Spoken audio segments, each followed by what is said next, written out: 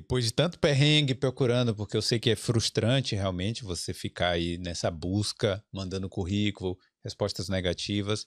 Como é que foi aí a sua reviravolta, a sua uma chance que você disse que você queria conversar com um gerente? Aí eu falei, tive uma entrevista com 2 gerentes da empresa que eu trabalho, uma empresa até grande aqui, né, não é só da irlandesa, ela nasce na Irlanda, mas vai para outras áreas. E é uma empresa do interior da Irlanda, no momento eu falei: "Será que eu vou? Não vou não, cara, eu preciso, meu, isso vai acabar", de qualquer forma. Movimentar para o interior também sempre é uma quebra ali de mentalidade e tal. E aí eu fiz essa entrevista, só que eu já participei de muitos processos no Brasil seletivo, então, primeira coisa que eu fiz, pô, pesquisa a empresa, lê as demonstrações da empresa, no caso não era empresa aberta, não tinha demonstração. Pega a notícia da empresa do último ano, empresas grandes vão ter notícia no jornal do último ano. Entende da vaga, claro. Faz o seu dever de casa muito bem feito, mas as técnicas aqui que a Marcela tinha me passado da mentoria, que tem um script aqui de como que se faz a entrevista, eles usam o método STAR. Antes da Marcela, você não sabia disso? Não, Ah, porque a entrevista no Brasil e aqui é diferente. Tem algumas coisas assim que são técnicas, são métodos de conduzir. Quem nasce aqui presta entrevista aqui, você faz desde a faculdade, você faz assim. E se você for no mesmo speech que você tem no Brasil, naquele mesmo jeitinho que você faz no Brasil aqui, não vai funcionar porque é diferente. Os caras vão te fazer outras perguntas, eles vão te focar em outras coisas. Óbvio que aquelas grandes perguntas, onde você se vê, não sei o que, acaba sempre pingando em qualquer lugar, mas tem um jeito diferente de fazer. sim. É, E aí eu falei com 2 gerentes e foi muito bom esse dia. Nossa, eu saí de lá, uma das gerentes falou, nossa, você sabe tudo isso. Eu falei, cara, tô no jogo. Mas peraí, então destrincha aí pra gente. Quais foram as coisas ali que você falou assim?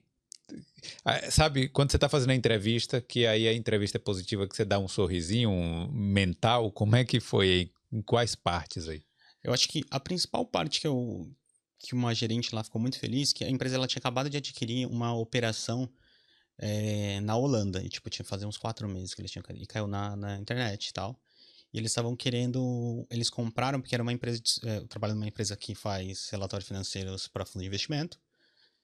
E eles contrataram uma empresa que fazia soluções financeiras automatizadas, algo mais de área tecnológica, de sistemas e tal. E eles compraram essa empresa que eles estão internalizando para automatizar os seus processos.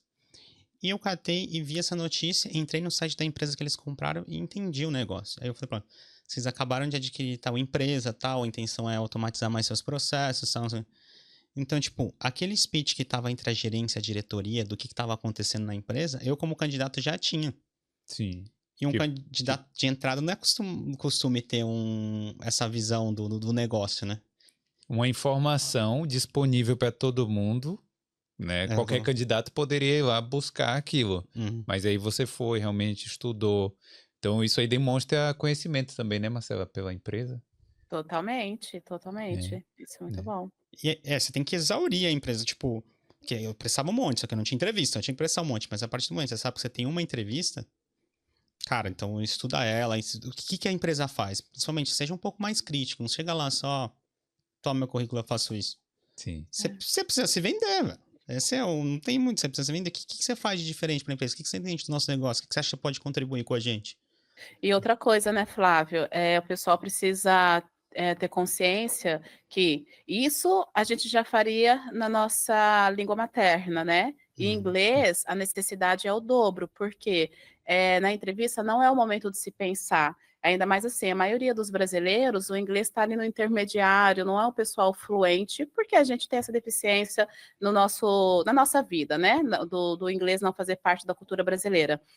Nas escolas. Então você tem que treinar muito antes para que quando você estiver na frente de um recrutador, você só fale e dê seu show, que você não fique pensando: "O que que eu respondo aqui?", igual o método STOR que o Flávio falou. O que que é o método STOR? É um método de resolução de problema. Cara, se você não está conseguindo nem pensar direito na sua vida, imagina o entrevistador falar para você resolver uma situação e você ter que falar isso em inglês, no inglês irlandês, né, que já é um pouquinho mais pesado, e ainda com os termos técnicos, que termos técnicos é onde vai mostrar realmente que você é a pessoa daquela área, que vai passar confiança, e isso não é para ser pensado na hora da entrevista. Isso tem que ser treinado antes. Na hora da entrevista é só para fluir, tá? Então, esse estudo realmente tem que ter. Então, o estudo da empresa, mas cada empresa que eu vou, eu tenho que estudar? Sim, se você quer isso para sua vida, cara, vai ter que, né, se esforçar.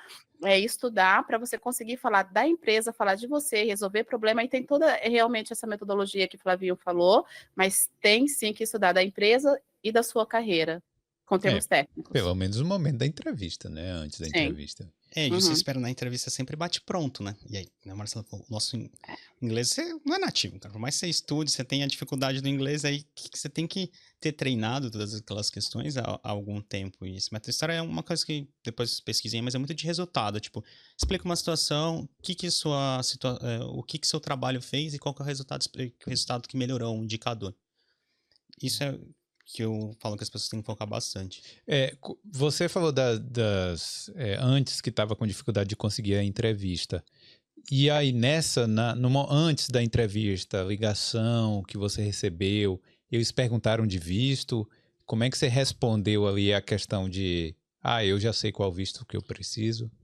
Eu sempre citava, já estava sabendo, né, já quando comecei a prestar com mais frequência, 6 meses, eles me ligavam e falavam, tem a questão do visto 1A, é um visto que não depende de salário mínimo, é óbvio que tem que seguir o salário mínimo do país, né?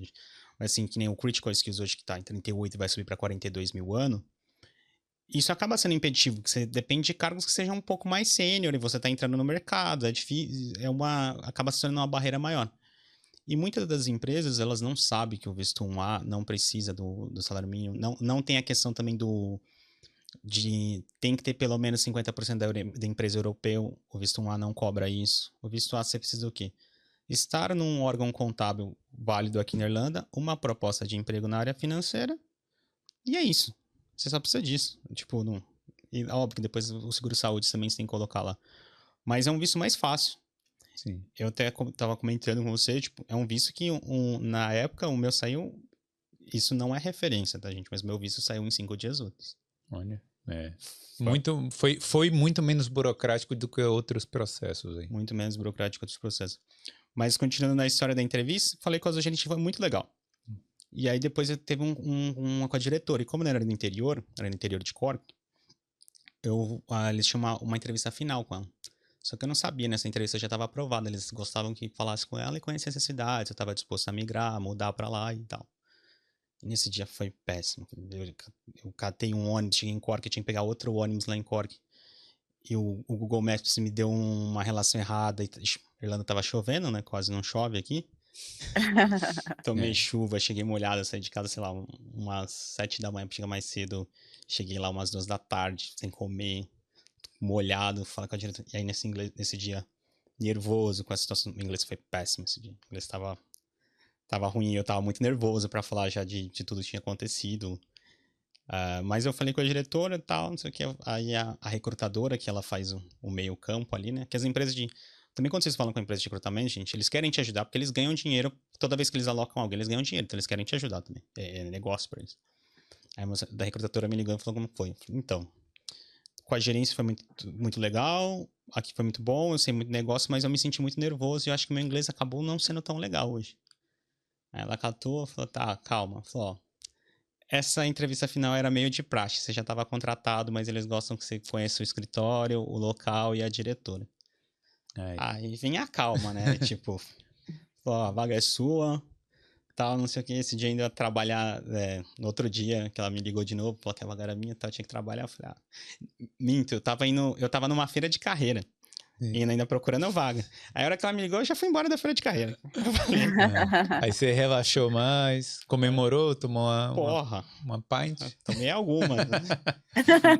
Mas aí é um alívio, né? Passa um filme, você fala, cara, vou voltar a trabalhar na minha área e voltar a me desenvolver, porque até então eu vim para praticar inglês e cresci no inglês, ainda tinha umas coisas assim, todo dia a gente tem para melhorar a pronúncia, sempre vai ter, acho que se você tiver esse sentimento, seu inglês nunca vai estar perfeito, porque você não é um nativo, isso acho que é uma coisa que eu mudei bastante na minha cabeça. E tenho que mudar todo dia, mas me deu uma coisa, realmente eu preciso dar um passo a mais, agora o inglês agora eu preciso dar um passo a mais de voltar pro mercado. Então essa parada foi muito interessante, muita realização pessoal, assim, passa um filme na cabeça, né? Todo mundo, por um momento o pessoal falou, cara, você tá é muito legal. Tem hora que você não entende muito o que as coisas aconteceram. Eu acho que eu entendi um pouco o dia que eu sentei lá no meu escritório. Eu cheguei, eu tinha uma mesa só pra mim, computador, 3 telas, meu nome no lugar. Eu falei, caralho, eu comia na escada no restaurante fechado, agora eu tenho uma mesa minha, velho. E tipo, Zerou a vida, zerou o qualidade de jogo, vida. né? E como é que é essa sensação de você trabalhar na sua área num país estrangeiro com pessoas de sotaques e de origens diferentes para você, sei lá, porque uma coisa é você trabalhar em qualquer área, né? Se ser garçom ali e tal, mas outra coisa é você trazer a sua profissão, a sua expertise, a sua experiência pregressa para esse novo país, né? O que que você achou, assim, disso? Eu acho que a gente, às vezes, como brasileiro, a gente tem uma síndrome um pouco de vira-lata. A gente acha que a gente não é capaz, que nosso país não é bom. E eu vi que na área financeira, não consigo falar de todas as áreas, mas na área financeira o Brasil tem uma formação muito boa e gente muito parruda, assim, muito forte, com formação muito forte. E geralmente também, como a Marcela disse, quem migra aqui já tá numa casa de uns 30 anos, já teve uma experiência no Brasil. Então, essa experiência de chegar lá e catar os relatórios e começar a me dar trabalho, eu falo, cara, eu sei fazer isso aqui de tranquilo. Não sofri na questão do trabalho em si. Óbvio que tem vocabulários da área e tal, mas a hora que dava o relatório que eu precisava fazer, depois que a comunicação, fui pro interior da Irlanda, o West Cork, é um dos piores accents que tem aqui, logo que eu cheguei lá, demorei sei lá, no primeiro dia eu entendi 50% do que eles falavam. Hoje, um ano depois, eu acho que eu entendo uns 80, 90, assim. Sim.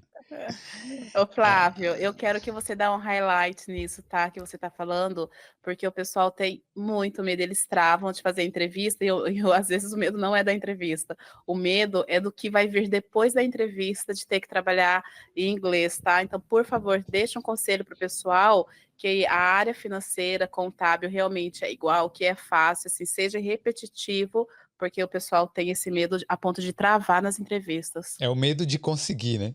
O medo de conseguir.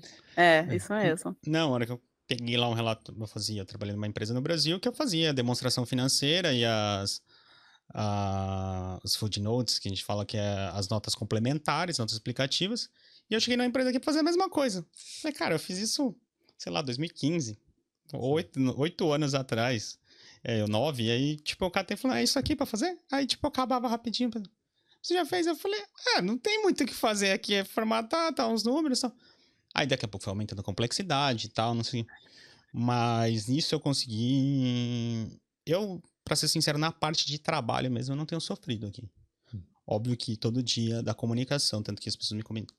Se você tá indo bem e tal, quanto melhor você melhorar essa comunicação, essa chance de liderança aqui de cargos maiores a gente vê como muito promissor. E também as certificações contábeis, né? Essa questão do visto 1A, você lá para entrar, você só precisa estar inscrito no órgão e a vaga de trabalho. Mas para renovar esse visto, você tem que ir passando nas provas. Para ser o ACCA, por exemplo, são 13 provas. Então você tem que ir passando nessas próximas 2 ao ano. Os outros órgãos, cada órgão tem suas regras específicas, mas de qualquer forma você tem que progredir. Então, ao mesmo tempo que você trabalha, você tem que estudar. Esse ACCA, que é um dos principais órgãos aqui de contabilidade, você teve que fazer uma prova inicial, uma inscrição inicial, teve que fazer um pagamento ali, como é que foi? Você precisa da sua graduação da faculdade, né? Pagar esse registro, pegar seu diploma da faculdade e traduzir, gente, tudo material em inglês. Não adianta. Qualquer coisa que não seja inglês, você vive num país de inglês, que muita gente às vezes vem com currículo, qualquer coisa, eu mando tudo em inglês, tudo você tem que traduzir. Você traduz seu diploma do Brasil? Do diploma do Brasil, aplica no órgão e vê as isenções possíveis, que dependendo da sua formação, você não precisa fazer todas as provas, reduz o número de provas. E pagar a inscrição. Só que aí você tem provas também, né? E aí você tem que passar nessas provas. E essas provas são pesadas. Essas provas são provas de 3 horas e são pegada de Enem, assim, que é quantidade muito grande. Não é só o conhecimento, é a rapidez. Você tem que... são 3 horas, se você não sabe, tem que pular a questão, porque você não tem tempo de pensar. Sim. E você tem que tirar mais de 50%. O índice de aprovação nessas provas é menos de 50% das pessoas que passam, em geral, em todos esses papéis, chamam de papers, né, cada uma dessas provas. E isso aí, tudo isso, para você conseguir o visto 1A, você já tem que ter, né? Isso. Primeiro eu me inscrevi e entrei. Mas aí agora, para renovar, eu preciso passar nessas provas. Que até então, para dar a entrada e para pegar o visto, eu não preciso passar nessas provas. Então, o que acontece? Algumas coisas fazem. Pegam o visto 1A, aí depois elas tentam mudar para Critical, Skills, que aí é uma outra documentação, uma outra situação, que você pode usar o EIA para aplicar para Critical, só que aí você depende de salário. Depende da empresa não ter mais de 50% de não europeu, né? Então já virá outras visões. E essas coisas da prova, um benefício interessante de contabilidade que tem aqui, tem que passar essas provas, mas quem é trainee de contabilidade aqui, eles dão um período para você estudar. Não é todas as empresas que fazem, mas é bem comum nas empresas de contabilidade, é um benefício comum te darem uma semana por prova para você estudar. Ah, sim. Então, tipo uma folga. Uma folga. Entre aspas, né? Porque você vai estar estudando. Você vai estar estudando, mas você está remunerado. Você fala no Brasil, isso aí é incabível uma empresa te pagar para você para estudar, né? Tipo, uma semana, tal, não sei o quê. Só quando você era estagiário, agora... Mas para eles é importante que os contadores deles estejam qualificados e com currículo melhor, né? Sim, e eles entendem isso. É uma prática comum no mercado aqui e eles incentivam muito. E quando você passa, cara, é tipo, uma dessas provas você é muito bem visto dentro da empresa. Algumas promoções também são ligadas a isso. Ó, você tem que entregar e você tem que subir na sua qualificação, porque lá na frente eu quero você no top, você tem que estar fully qualified e mais o que você faz. Quer alavancar sua carreira na Europa e conseguir as melhores oportunidades? Fala com a M2 Academy. Clica no link da descrição.